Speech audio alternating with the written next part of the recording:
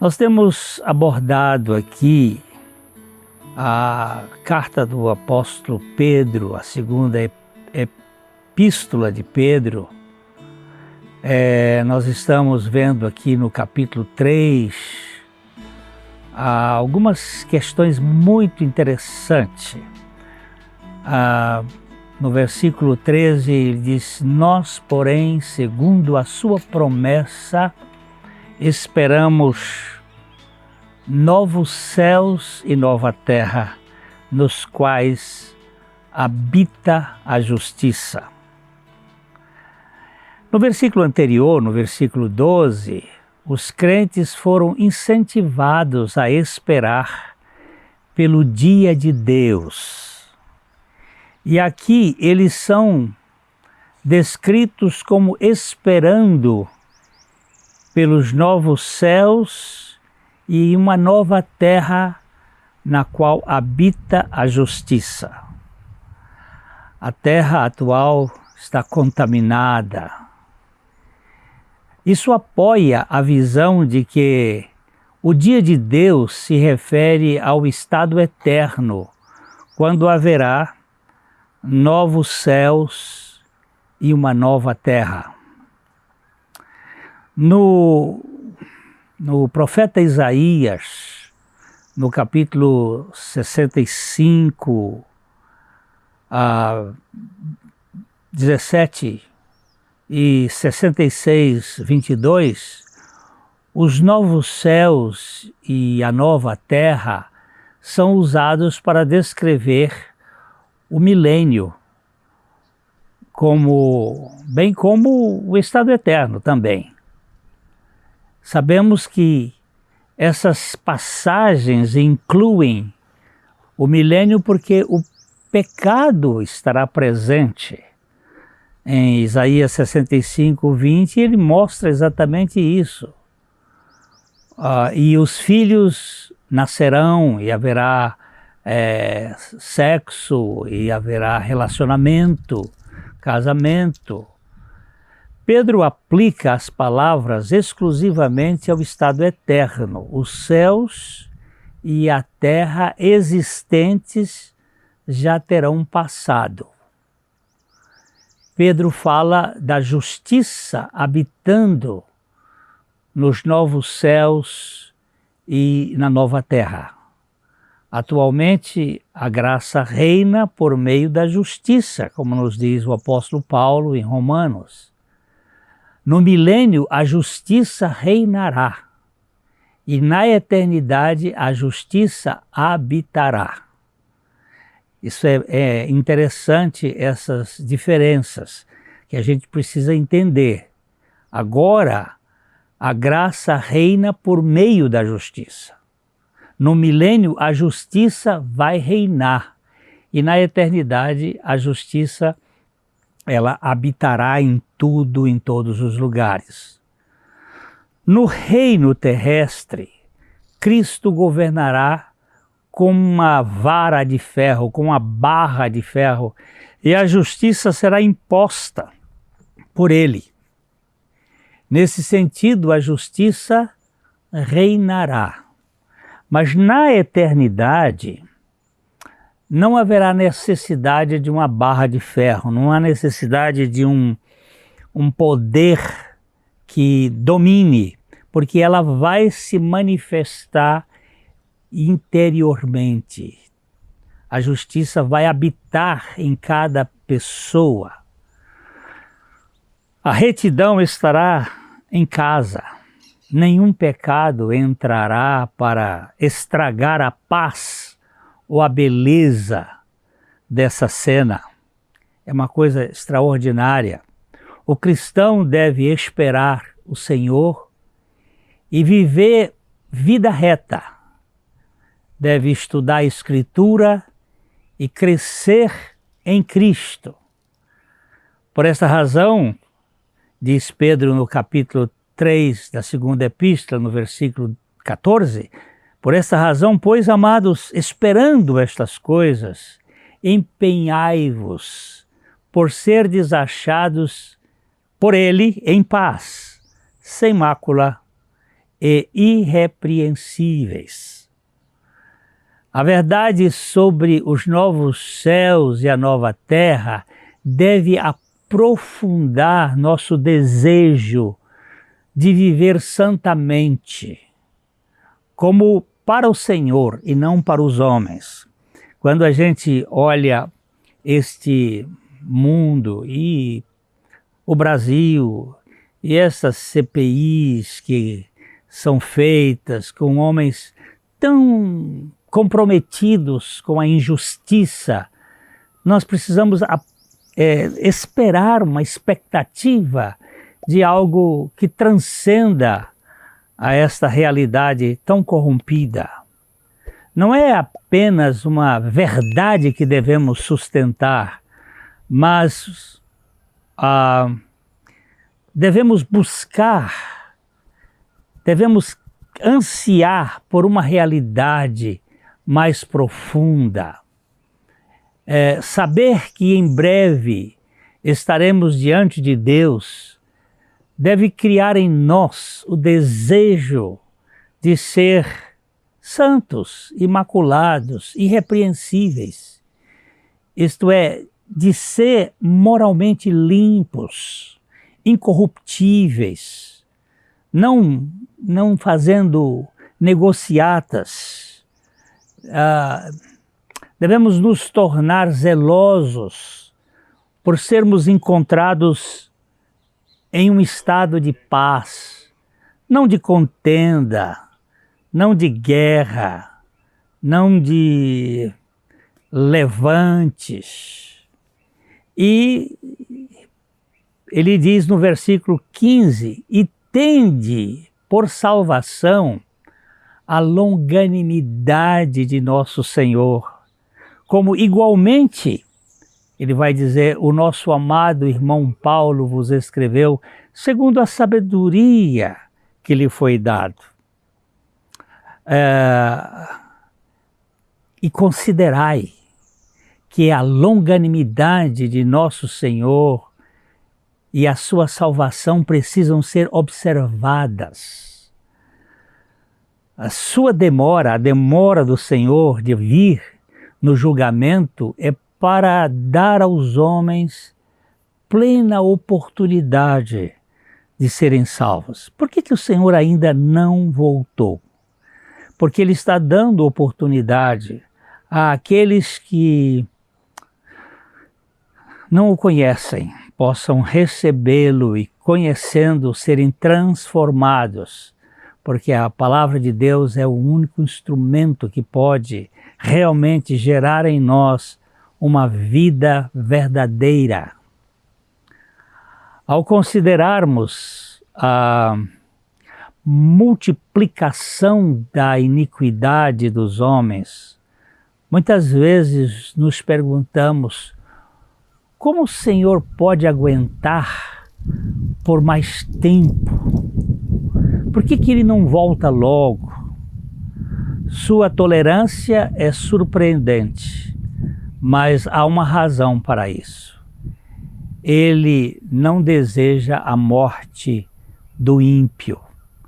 Ele quer a salvação de todos, que todos cheguem ao pleno conhecimento da verdade. Ele deseja ver as pessoas abandonarem os seus caminhos iníquos e serem salvas.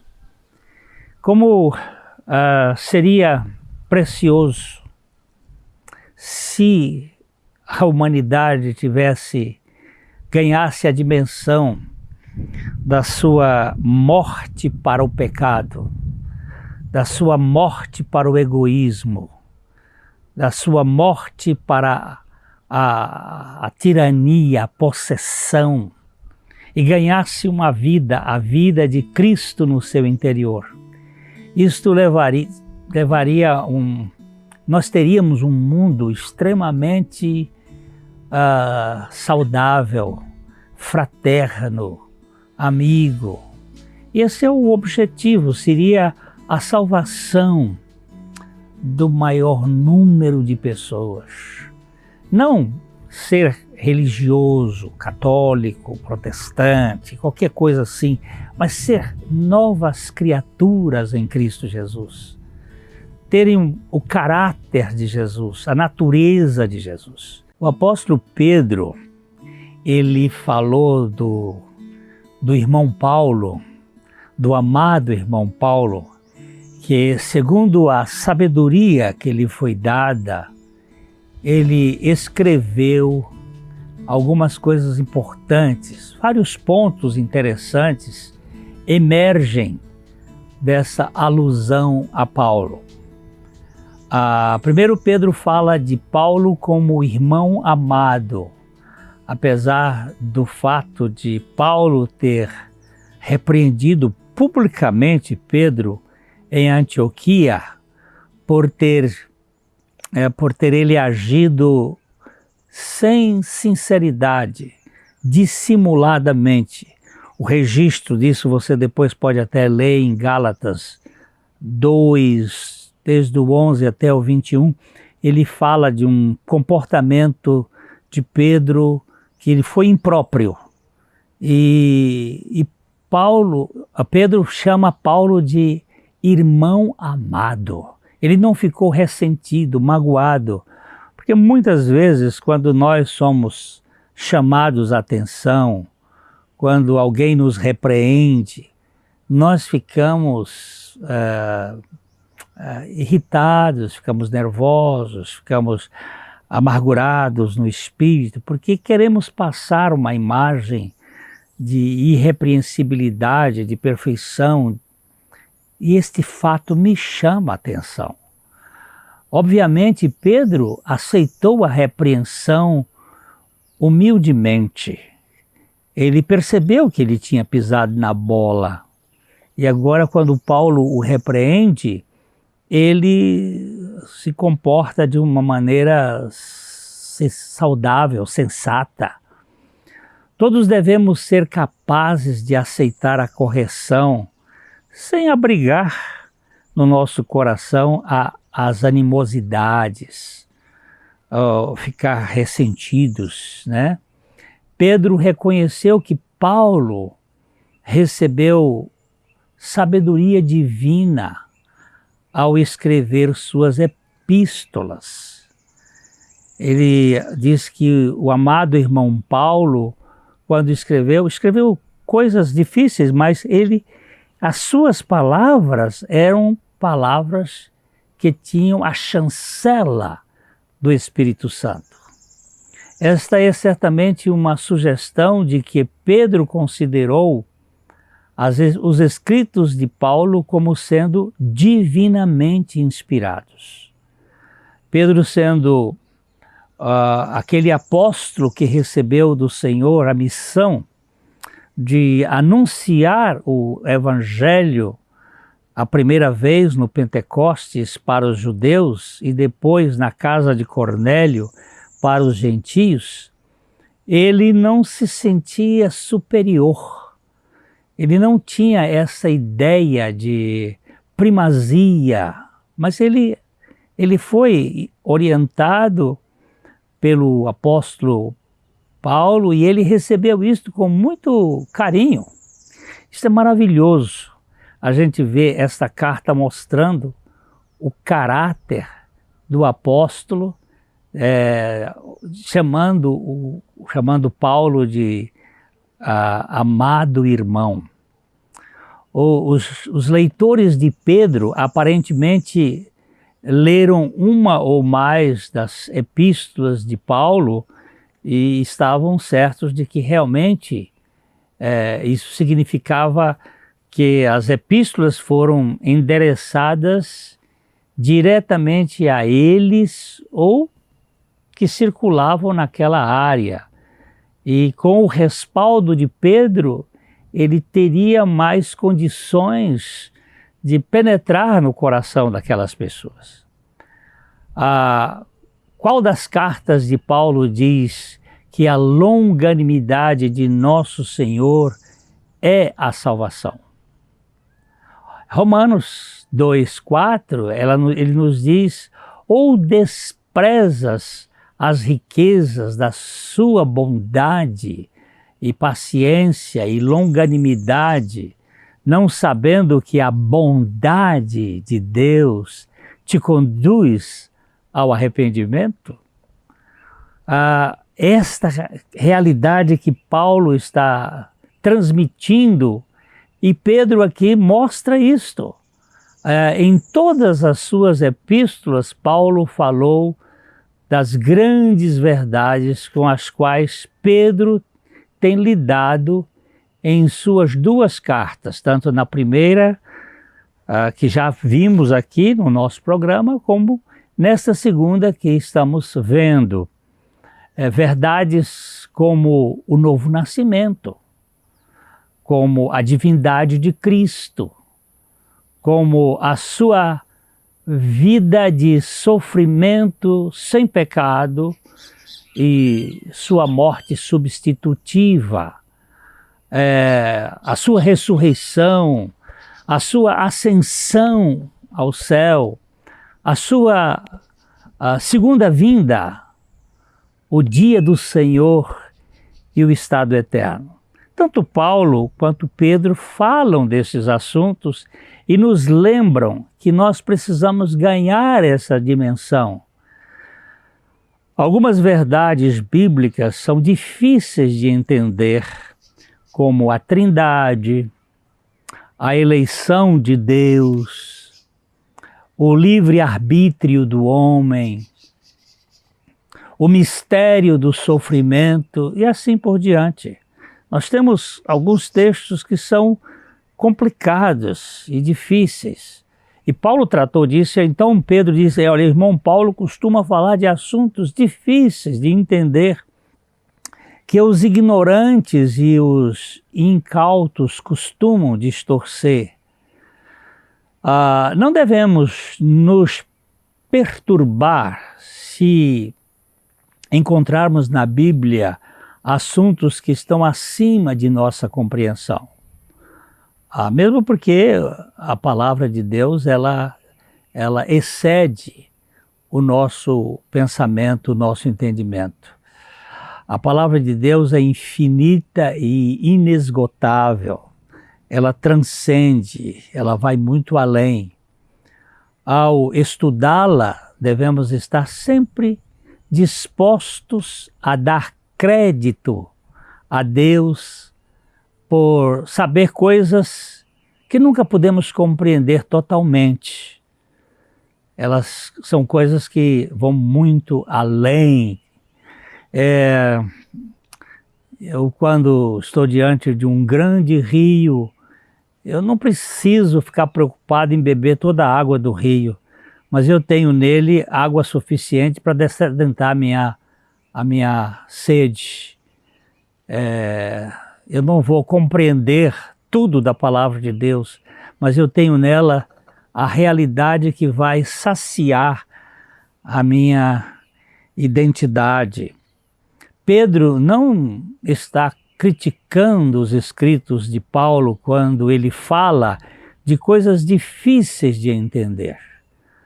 Não é o estilo de escrita de Paulo que é difícil de ser entendido, mas os assuntos que ele trata, que transcendem, que vão além da nossa compreensão.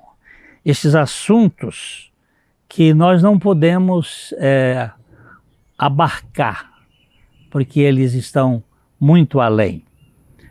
O escritor Barnes, ele disse o seguinte: Pedro se refere não às dificuldades de entender o que Paulo quis dizer, mas à dificuldade de compreender as grandes verdades que ele ensinou.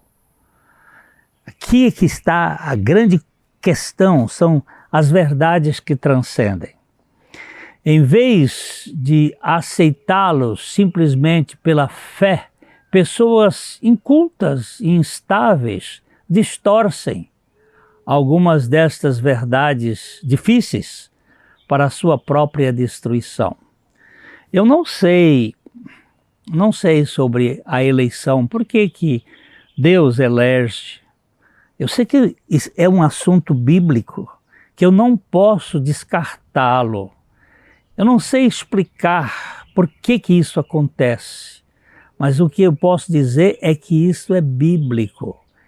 Eu não sei explicar sobre a Trindade, mas eu não posso negar este assunto que transcende a minha compreensão.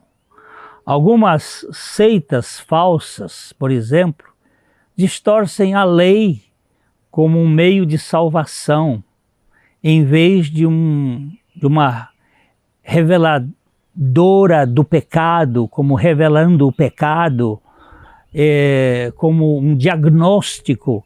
Eles põem a lei para que as pessoas sejam salvas. Isso não acontece. Nós não somos salvos pela lei, nós somos salvos pela graça. Outros fazem do batismo a porta para o céu. Eles fazem isso não apenas com os escritos de Paulo, mas também como de outras escrituras, e tentam distorcer esta realidade.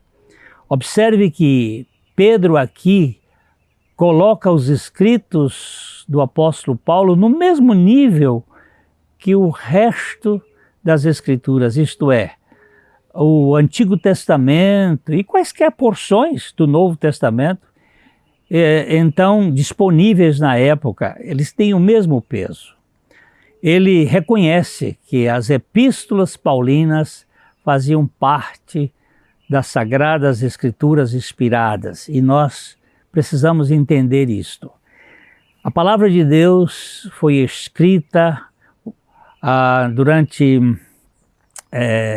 1400 anos por cerca de 40 escritores e elas se encaixam e elas trazem esta realidade. Então, nós gostaríamos que você lesse esse capítulo 3, esses versículos e meditassem na riqueza do Evangelho. Nós vamos voltar ainda para terminar esta carta em outra oportunidade e queremos desejar a você a compreensão das insondáveis riquezas de Cristo, de coração para coração, e até o nosso próximo encontro.